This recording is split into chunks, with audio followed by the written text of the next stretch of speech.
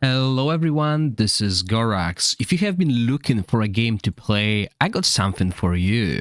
Today's video is brought to you by Watcher of Realms. Watcher of Realms is a tower defense role-playing game published by Mountain and available on multiple platforms such as Google Play, Apple Store, and PC. Fantasy theme can be seen all around the game and the 3D realistic art style. The character models are of movie quality, very versatile, and fun to play. The game focuses on collectible RPG elements with over 200 heroes from 10 different factions and special Lord heroes. The most unique thing about the game is the tower defense mode and the vast strategies that come with it. If all of that sounds interesting, make sure you start downloading the game now while I go over all the game modes and what I personally like about the game. You can find download link in the description of the video as well as in the pinned message. Let's first have a look at different game modes, and we have campaign that has multiple chapters and each campaign has different levels. We have a normal, hard, and expert. I didn't get to the expert yet, but normal feels really easy. We learn about the game, we meet different enemies, but hard is where the game is becoming a little bit harder. Each level has different challenges, and as you can see here, we just need to clear it, clear with the soul core intact, which is our base, and clear the stage with no more than 6 heroes in our team. That's for the hard one, and I believe the expert one is even harder. Some campaign levels have also Spectral Rift, which is another kind of a campaign where we clear special levels. Each of these costs stamina, and I'll be honest, I've been playing this game for a couple of days and I can't even use up all the stamina that I have because I'm playing it rather more casually, and it is a blast so far. But that's not all, there's more than just a campaign. If we go press on the raids, we can see multiple game modes. So we have promotion raid, where we can farm special insignias to improve our heroes. So there's insignia of marksman, mages, endurance, and melee attack, and all of them have multiple levels as well, dropping different materials that are required to upgrade your heroes, and all of them have different stages as well, so they all look different and require different heroes, again prioritizing and highlighting the importance of strategy in this game. We also have resource raid, where we'll spend stamina to get experience and gold as well. So plenty of game modes, and so far we only covered 2. You can also get equipment for your heroes, and you can farm it in the gear raids, and there's even more unlocked I didn't get to yet. Those are actually a little bit harder than your promotional raid or resources. On top of that, you also have artifact materials, where you can craft artifacts and put them on your heroes, which is quite good as well. And another dungeon that we use stamina. Now you can create guilds, and my guild is one of the biggest clusters in the game. If you look at guild rankings, you will see that Celestials are quite high in the rankings, and there's a lot of different guilds. We have Discord as well, and you can find it in the video description and join the big communities. There's plenty of guilds looking for players constantly on the official Discord as well.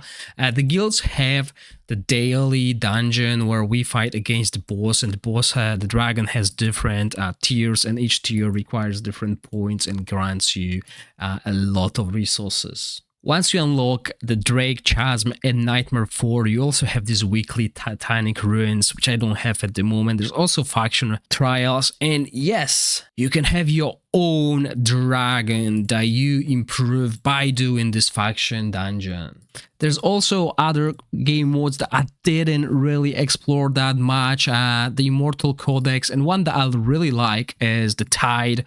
So you fight different tides, like a tower defense mode where there's a waves of enemies going at your base, at your walls, and you need to kill them quickly. And I quite enjoyed, as you can see, big wave of enemies, small enemies is going, and my heroes are all here set up. We have different talents, we can improve our heroes, increase their range, etc. We can summon these big colossus as well, and it's getting harder and harder when we get to the later stages. But obviously our icon progresses and we level up our heroes as well.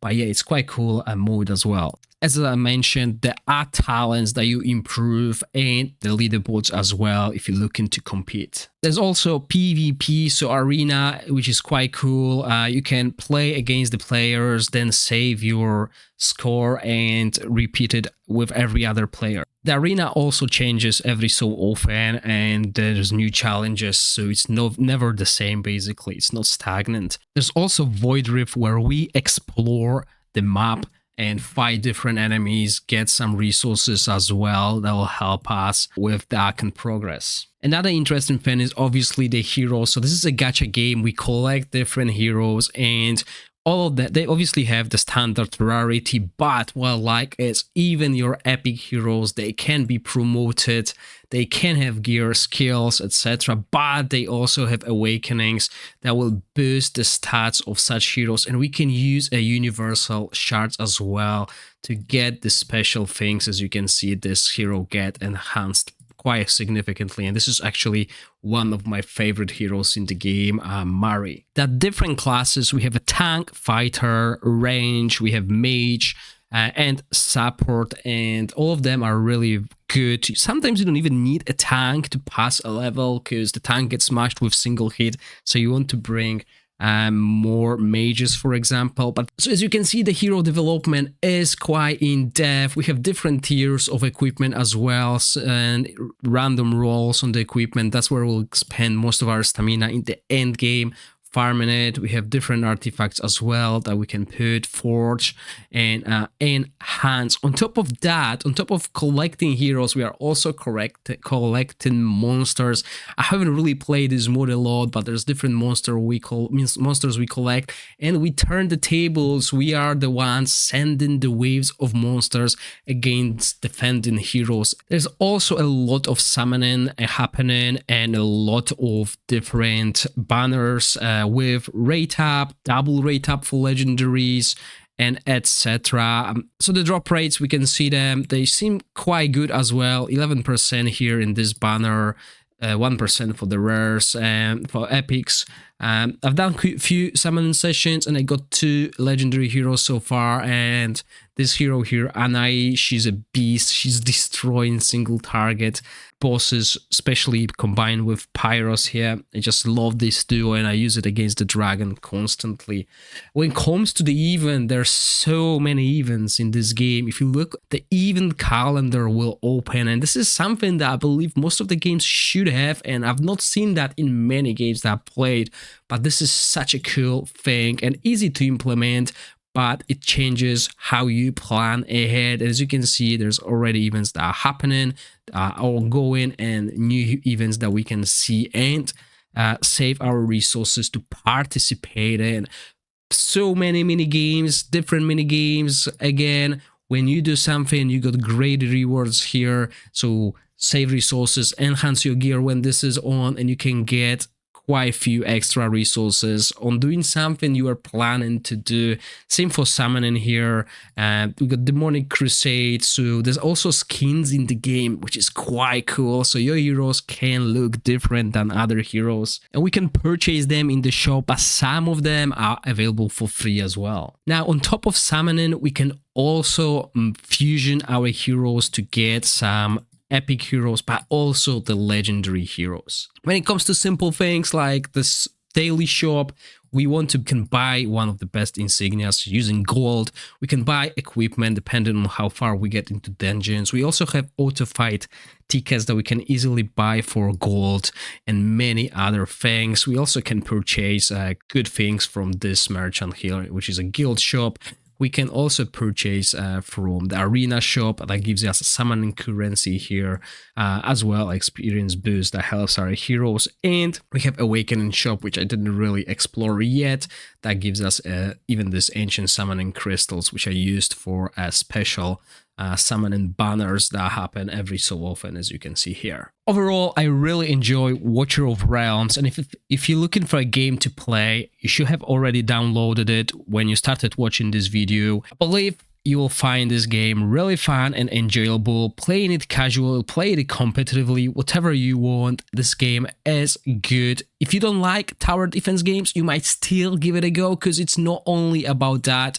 You'll find multiple different modes that will be very good. So I myself enjoyed playing this game, and I hope you will as well. Let me know in the comment section if you are going to play it, if you played it, and what you think about it. And I'll see you in the next video. Once again, I would like to thank Watcher of Realms for sponsoring this video, and hopefully you guys will enjoy the game as well as I did.